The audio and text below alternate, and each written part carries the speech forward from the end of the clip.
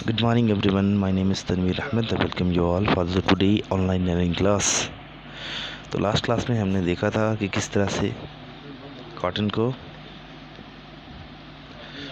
बुना जाता है। तो यहाँ पे एक एग्जांपल लिया गया था एक्टिविटी में, और एक्टिविटी में हम लोगों ने देखा था कि तुम्हारा हो क्या रहे थे। यहाँ पे मैंने एक स्मॉल स्ट्रिप काटे थे, फिर उसमें एक पेपर्स को जो छोटे स्ट्रिप्स के पेपर के स्ट्रिप्स को जो काटे थे, उसको मैंने क्या करना है, उसको वन बाय वन उसको उसमें पुट करता गया, है ना। तो फाइनली वो इस तरह से बने थे, और ये इनिशियल में ऐसे थे, ठीक है ना। तो सेम कंडीशन, और हमने सीखा था कि किस तरह से कॉटन को एक थ्रेड बनाई जाती है। तो यहाँ पे आप देख सकते हैं, इस एक्टिविटी को अच्छे से पढ़िएगा, आपको समझ में आ जाएगी। उसके बाद अब आते हैं नीटिंग में।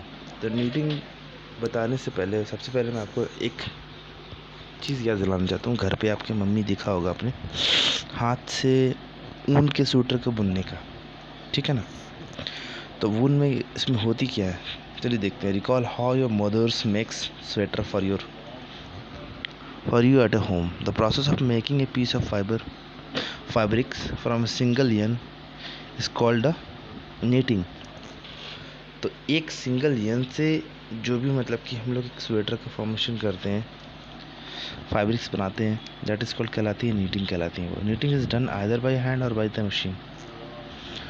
Since knitting is done from the single yarn, if you pull a yarn from a sweater, the whole sweater get unrolled, socked on sweater and many other clothing item are made by knitting yarns।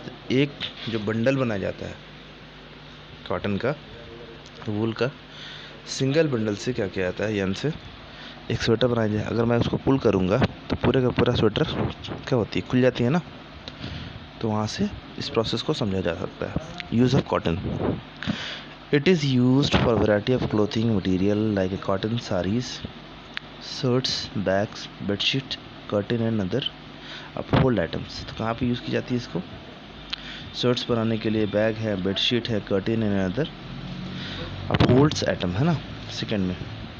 Since it is very light and good absorbent, it is mainly use for making cloth for summer के लिए भी use की जाते हैं, ताकि वो क्या करते हैं, मॉइस्चर को एब्जॉर्ब करने की tendency. Is very light and good absorbent, it is mainly used for making cloth for summer, ठीक है। Cotton seeds left after separating of cotton fibres are use to produce a cotton seed oils. उसके अलावा भी जो cotton seed जो बच जाते हैं, उनसे हम लोग कॉटन सीड ऑयल्स भी बनाते हैं। Cotton seed oils is refined and use like other vegetable oils for human consumption. और इसको हम लोग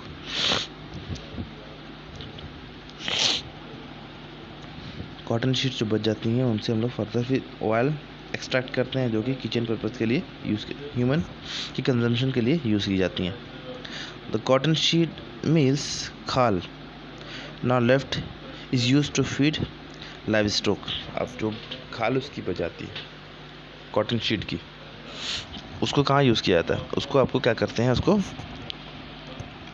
जानवरों को खिला देते हैं इसको, ठीक है ना। अब आते हैं jute. Jute is obtained from the stem of jute plant. Stem हो गया था ना, ठीक है, वहाँ से जूट की कलेक्शन की जाती है। It is a rainy season crop and grow best in a warm and the humid climate weather. ये वार्म एंड ह्यूमिड वेदर में क्या की जाती है, आपका ग्रो की जाती है। Almost 85% the world jute cultivation is done in the Ganges delta. मतलब गंगा के डेल्टा में 85% का जूट का प्रोडक्शन होता है। It is a cultivated in Bangladesh, China, Myanmar, Nepal, Pakistan, Thailand and India. In India jute is mainly grown in Bihar में सबसे ज़्यादा होती हैं। असम है, उड़ीसा है, आंध्र प्रदेश है and West Bengal. Jute is the world cheapest natural fibre, जो कि वर्ल्ड की सबसे चीपेस्ट नेचुरल फाइबर है। It required an ideal temperature range of 18 degree to 33 degree, humidity in the range of 70% to the 80% to grow well. Jute planters harvest from the following and before they turn into sheets, the harvested plant are kept immersed in water for a few days. उनको seeds होने से पहले उनको क्या कहता है, harvesting plant को पानी में रखा जाता है. kept immersed in water for a few days. It lead to the rotting of the stem. ठीक है. It is done to soften the tissue so that the fiber can be separated easily. This process is called the retting. मतलब वहाँ पे जो हम लोग पानी में छोड़ देते हैं वो क्या करती है कि उसको सॉफ्ट करने में और उसको निकालने में काफ़ी आसानी होती है. इस वजह से उसको वहाँ पे इस प्रोसेस को हम लोग कहते हैं रीटिंग. ठीक है ना. Later on fiber are stripped from the stacks into long strand. फिर क्या कहती है, उस फाइबर से जब सॉफ्ट हो जाती हैं तो उनको काफ़ी छोटे छोटे स्ट्रिप में तोड़ जाती हैं और फिर क्या किया जाता है, लॉन्ग स्ट्रैंड्स बनाया जाता है. Wash dried and then move into the fibres. फिर इसको बुना जाता है फाइबर्स में. यूज़ ऑफ जूट्स का कहाँ यूज़ करते हैं. सबसे पहले just known to have a wide range of use. It is the second most important natural fiber after cotton. It is used for making cloth, for wrapping bales of raw materials के bells को rap करने के लिए भी use की जाती है. Jute के बोरे हैं ना, होते हैं ना. It is use for make sack and other wrapping materials. It is a woven into curtain, handbags, chair covering, carpets and many other things. So these are the example of use of jutes. ठीक है. तो topic इसमें almost complete हो गए. चलिए recall करते हैं कुछ चीज़ें जो हमने सीखी इसमें. सबसे पहले हमने स्पिनिंग सीखा था. The process of twisting cotton fibre to form yarn बनाने के लिए जो हम लोग फाइबर को, कॉटन को ट्विस्ट करते हैं. कॉटन के शीट जो पड़ जाती है, रुई जो होती है, उनको ट्विस्ट करते हैं. दैट इज़ कॉल्ड स्पिनिंग कहलाती है. Weaving, the process of arranging two yarn together. The process of making a piece of fabric from a single yarn. एक सिंगल yarn से एक फैब्रिक बनाते हैं, दैट इज कॉल्ड knitting कहलाती है. उसके बाद आती है natural fabrics made of fibres obtained from the natural resources.